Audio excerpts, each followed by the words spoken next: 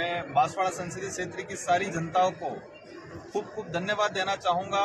उन्होंने दिल से सहयोग किया और लोकतंत्र का जो महत्व है उस महत्व को इस लोकसभा चुनाव में आपने एज एक उत्साह के रूप में एक मतदान किया और भारी बहुमत से जिताया। उसके लिए संसदीय क्षेत्र बांसवाड़ा की समस्त जनता और भारत आदिवासी पार्टी के समस्त कार्यकर्ता, साथ ही इंडिया अलायंस के जो साथी हैं, इन दोनों पार्टियों के पदाधिकारी कार्यकर्ताओं को धन्यवाद देना चाहूँगा। सारे समस्त वोटरों को धन्यवाद देना चाहूँगा।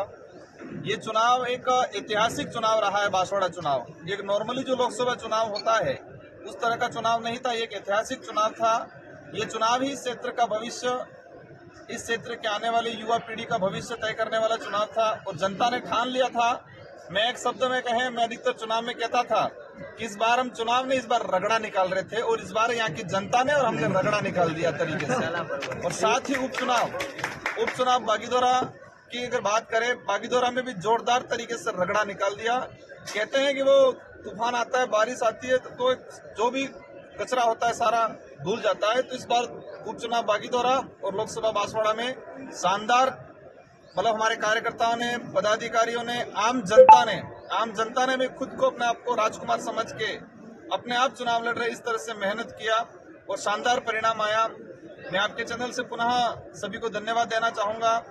और बांसवाड़ा के अंदर जिस तरह से भाजपा ने प्लानिंग की थी, हमारे मोदी जी की सभा हुई थी, सीएम साहब के कई कार्यक्रम हुए थे, प्रशासनिक अधिकारियों पे, कर्मचारियों के प्रेशर था और जिस तरह से यहाँ कहते हैं कि मतलब ये धन बल और बाहुबल का उपयोग हुआ था, इन सारे फैक्टर फेल हुए और जनता ने ये एहसास कराया, बांसवाड़ा डूंगरपुर की जनता ने, कि जनता ताकतवर है, नेता कोई ताकतवर नहीं है। अब जनता ने क्या रहेगा? अब मेरा विजन ये रहेगा, हमने चुनावी घोषणा पत्र के दौरान भी और चुनावी सभाओं में भी हमने कहा था कि हमारे कई विजन है, लेकिन मुख्य रूप से 3-4 ऐसे विजन है। सबसे पहला हमारा रहेगा जो संवैधानिक जो प्रावधान है, उन संवैधानिक प्रावधानों को आज तक धरातल पे इस इलाके में लागू नहीं किया गया है, तो उन संवैधानिक प्रावधानों को धरातल पे लागू कराया जाएगा। साथ ही एजुकेशन के मामले में हम डूंगरपुर बांसवाड़ा की अगर बात करें तो यहाँ एजुकेशन बिल्कुल ग्रामीण इलाकों में ठप पड़ा हुआ है, तो एजुकेशन में बेस्ट काम करने की हम पूरी कोशिश करेंगे और अच्छा एक क्रांति लाएंगे। यहाँ पर गुजरात के लिए पलायन होते हैं लोग अधिकतर, तो हमारी कोशिश रहेगी कि इस पलायन को रोका जाए।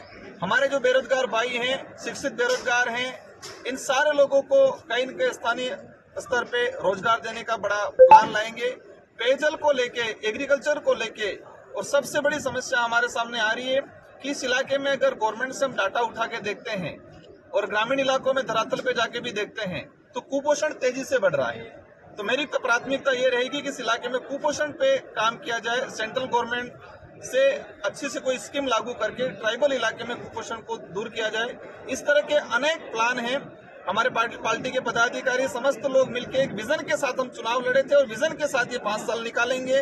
केंद्र में सत्ता कोई भी बने, यहाँ पर बांसवाड़ा डूंगरपुर की जनता ने जिस भरोसा जताया है, इन भरोसे पे हम खरा उतरेंगे और अवश्य जनता की भावना के अनुरूप 5 साल निकलेंगे और शानदार काम करेंगे। यदि केंद्र